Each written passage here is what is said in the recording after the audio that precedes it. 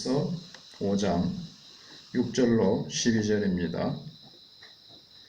이는 물과 피로 임하신 이시니 곧 예수 그리스도시라. 물로만 아니요 물과 피로 임하셨고 증언하는 이는 성령이시니 성령은 진리니라. 증언하는 이가 셋이니 성령과 물과 피라. 또한 이 셋은 합하여 하나이니라. 만일 우리가 사람들의 증언을 받을진대 하나님의 증거는 더욱 크도다. 하나님의 증거는 이것이니 그의 아들에 대하여 증언하신 것이니라. 하나님의 아들을 믿는 자는 자기 안에 증거가 있고 하나님을 믿지 아니하는 자는 하나님을 거짓말하는 자로 만드나니 이는 하나님께서 그 아들에 대하여 증언하신 증거를 믿지 아니하였음이라. 또 증거는 이것이니 하나님이 우리에게 영생을 주신 것과 이 생명이 그의 아들 안에 있는 그것이니라. 아들이 있는 자에게는 생명이 있고 하나님의 아들이 없는 자에게는 생명이 없느니라. 아멘. 세상을 이기는 믿음은 구체적으로 예수님이 하나님의 아들이시다라는 것을 믿는 믿음이라고 요한은 이야기를 했습니다. 그 당시에 영재주의자라는 이단에 대해서 교회를 이제 지키기 위해서 사도 요한이 이제 요한일서를 이제 쓴 것입니다. 그래서 지금 곳곳마다 이단에 대해서 지금 반박하는 말씀이 여러 군데 나타납니다. 지금 물과 피로 임하셨다 이 말을 왜 하는가 하면 그 당시에 이단들은 물질은 악한 것이다. 그래서 눈에 보이는 이 육신 이런 거는 다 악한 것이다. 그러니까 예수님이 어떻게 악한 육신 속에 오실 수가 있느냐, 육신을 통해서 오실 수가 있느냐. 그래서 이제 자녀들이 만들어낸 게 예수님은 신이 아니시고 그냥 요셉과 마리아 사이에 자연 발생적으로 태어난 분이다. 이렇게 이제 이야기를 하는 겁니다. 그리고 예수님이 세례 받으실 때 잠깐 신성이 임하셔가지고 이렇게 사역을 하시다가 예수님이 십자가 지시기 직전에 이렇게 떠나셨다. 이런 말을 했습니다. 거기에 대해서 이제 사도 요한이 이제 이야기를 하는 겁니다. 그리고 이제 그 이단은 예수님은 누구냐? 하나님의 아들이심을 부인하는 거예요. 하나님의 아들이심을 부인하고 그냥 위대한 인물이다. 훌륭한 교사다. 우리의 놀라운 귀감이 되시는 분일 뿐이다. 지금 서구 사회가 이야기하는 것과 정확히 일치합니다. 예수님은 누구신가? 서구 사회에서는 그냥 위대한 모범이다. 특히 자유주의 신학자들 거기엔 그걸 이제 작용화된다 그럽니다. 꼭 공산주의가 아니라 신학이 이렇게 변질됐다는 거죠.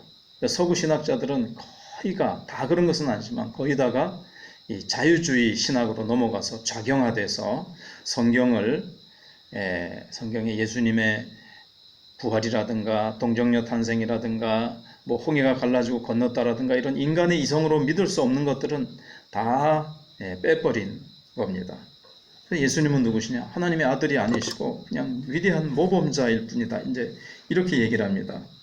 거기에 대해서 사도 요한이 물과 피로 임하신 이시니, 그래서 이게 물은 뭘 말하는가 하면 뭐 여러 가지 해석이 있습니다만은 예수님이 공생애를 시작하시면서 세례 받으신 사건으로 봅니다. 왜냐하면 그때 성부 하나님도 뒤에도 나옵니다만은 하나님의 증거도 9절 뒤에 보시면 9절을 아예 읽어드리면 만일 우리가 사람들의 증언을 받을진대 하나님의 증거는 더욱 크도다. 하나님의 증거는 이것이니 그의 아들에 대하여 증언하신 것이니라. 예수님이 물로 이제 세례를 받으실 때 하늘로부터 음성이 들렸습니다. 이는 내 사랑하는 아들이요 내 기뻐하는 자로다. 성부 하나님이 딱 이렇게 증언을 하셨죠. 그리고 성령이 비둘기같이 임하셨습니다. 그런 증거가 있었다는 거예요. 그래서 물로 임하셨다는 것도 이제 오셨다는 거죠. 구약시대 때 계속 기다리시던 그 메시아, 구원자가 세례를 받으심으로써 임하셨다는 것입니다. 오셨다는 겁니다. 그리고 그 세례 받으시면서부터 이제 사람들에게 예수님의 소문이 이제 퍼져나가기 시작했지 않습니까? 그리고 피로 임하신 이시니, 피라는 게 이제 바로 십자가에서 죽으심으로 이제 우리에게 오신 겁니다. 왜냐하면 예수님의 오신 목적을 완수하기 위해서는 예수님이 십자가에서 죽으셔야만 됩니다. 피를 흘리셔야만이 그 피가 우리를 죄사함으로 죄를 사해 주시기 때문에 그렇습니다. 그래서 곧 예수 그리스도시라. 물로만 아니요 물과 피로 임하셨고 증언하는 이는 성령이시니 성령은 진리니라. 증언하는 이가 셋이니, 그래서 성부 하나님의 음성이 들리고 그 다음에 예수 그리스도가 계시고 또 이렇게 성령님이 계시고 이렇게 삼위 하나님이 증거하셨다는 거예요. 그래서 성령과 물과 피라. 또한 이 셋은 합하여 하나이니라. 만일 우리가 사람들의 증언을 받을진대, 구약 성경에 두세 사람의 증거는 참으로 받아들입니다. 근데 하나님의 증거는 더욱 크다. 사람들이 증거를 해도, 두세 사람이 증거를 해도 그거를 받아들이는데 성부, 성자, 성령 하나님의 증거가 있는데 이건 더욱 크지 않느냐. 그거는 우리가 더 신뢰하고 믿을 만하지 않느냐, 이렇게 얘기를 하는 겁니다. 그래서 하나님의 증거는 이것이니 그의 아들에 대하여 증언하신 것이니라. 성부 하나님께서 또 성령님이 내려오셔서 또 예수님의 사역이 그것을 증거해 줍니다.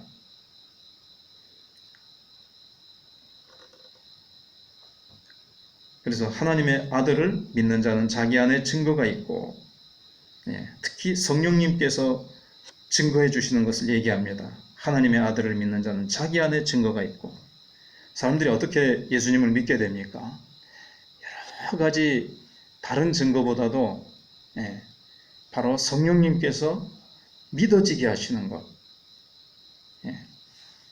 성부 하나님의 증거와 그런 성경의 말씀을, 특별히 지금은 성경 말씀이 남아있죠. 또 사도 베드로가 오순절날 예수님에 대해서 증거할 때에 3,000명이 회개했습니다.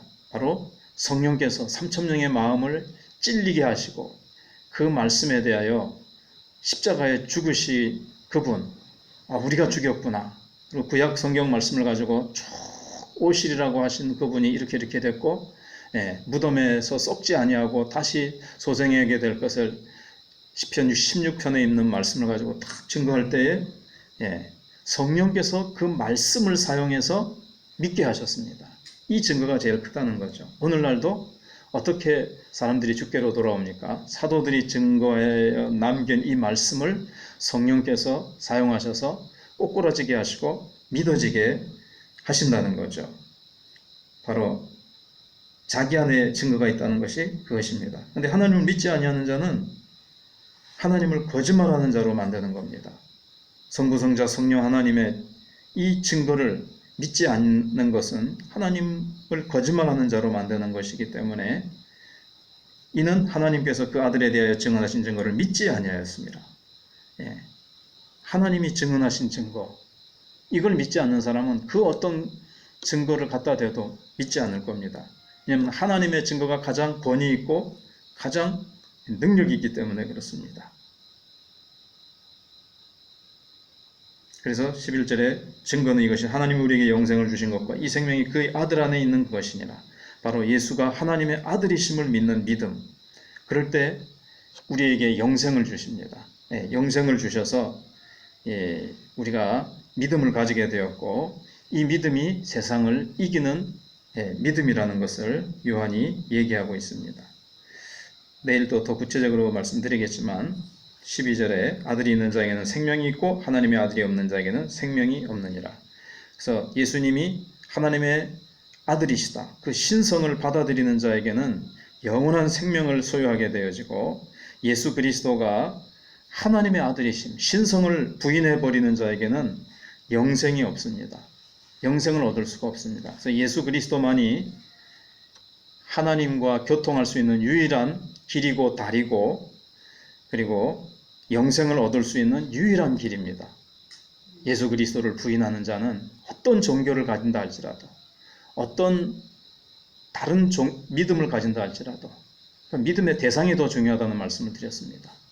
예수 그리스도가 하나님의 아들이심을 믿는 믿음이 아니면 영생을 얻을 수가 없다는 것입니다.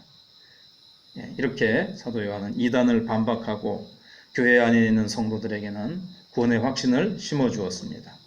기도하겠습니다.